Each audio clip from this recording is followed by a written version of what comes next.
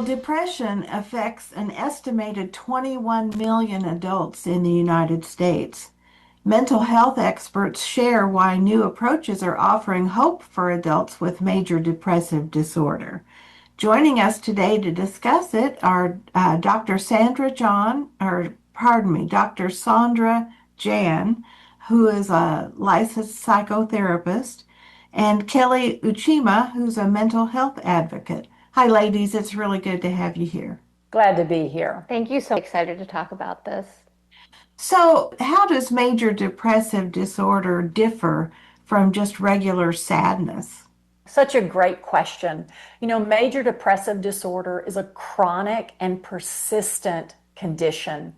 And we may see in clinical practice patients with symptoms that may persist for weeks. Those symptoms may include a loss of interest in their regular activities, problems with fatigue, concentration, memory, difficulty with sleep.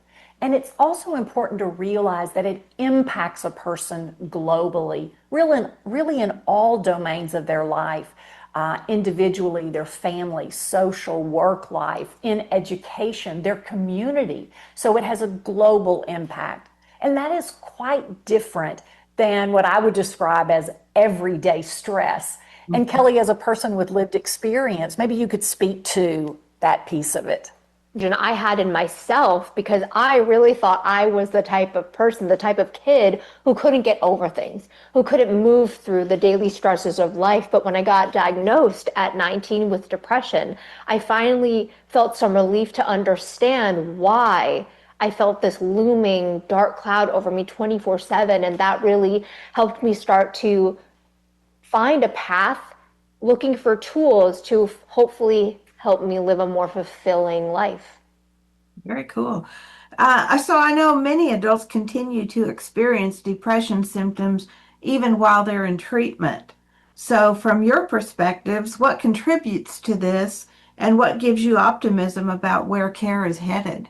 Yeah, well, standard of care in the world of major depressive disorder is antidepressant medication therapy and or psychotherapy. The good news is those two interventions, either in other, can be quite effective for many people. But there are some where they only achieve what we call in clinical work partial remission, partial response. So they're not better than well. And when we look at these emerging technologies that you mentioned, these prescription digital therapeutics, I have to say, this is an opportunity for us as clinicians to offer our patients another avenue, another option for treatment. And that really brings to the conversation a sense of hope and possibility for the future.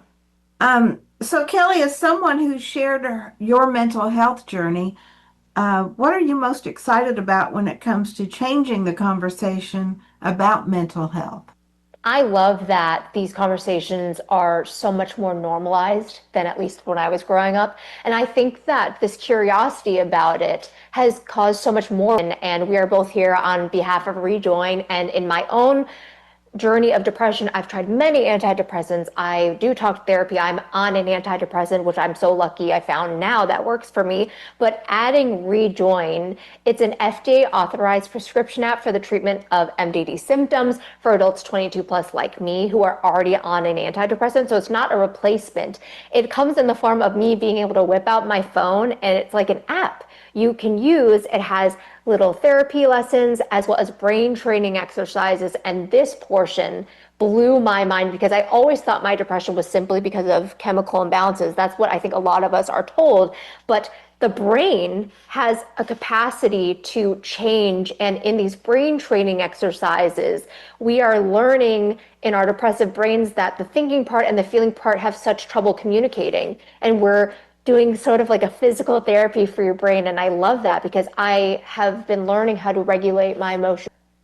Well, I think that anytime you can improve, uh, your mental health with some kind of therapy besides the medications, I think you're so much better off. That is like with Rejoin. This is an additional complementary augmentation to someone like Kelly who's already taking an antidepressant. And so to speak to your point, this really offers, Kelly, what you were saying, a sense of hope to patients, another option. So we're excited about that. Very cool. So if you could say one thing to someone who's experiencing depression, what would you say? I know that this feels like it is impossible to change. And throughout my journey, I have learned that my brain truly has the ability to change, and you don't have to do this alone. Yeah, depression is real. Ask for help, don't isolate. Speak up and ask, because it takes place in the context of community and conversation. Well, and I know sometimes when someone reveals that they are suffering depression, other people will say, well, what have you got to be depressed about? That's got nothing to do with it.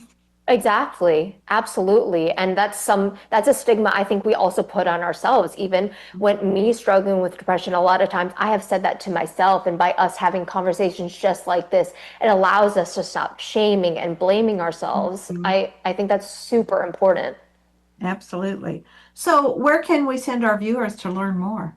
Great question. If you're interested in learning more about Rejoin, having a virtual consult to see if it's right for you, you can visit meetrejoin.com, and Rejoin is spelled REJOYN. And Kelly and I are super excited to tell your viewers that there is a discount code available if they do visit the website, and it's Rejoin26. Very cool. It's been a real pleasure visiting with you today. Thanks for joining us. So glad to be with you. Thank you so much. And we'll be back.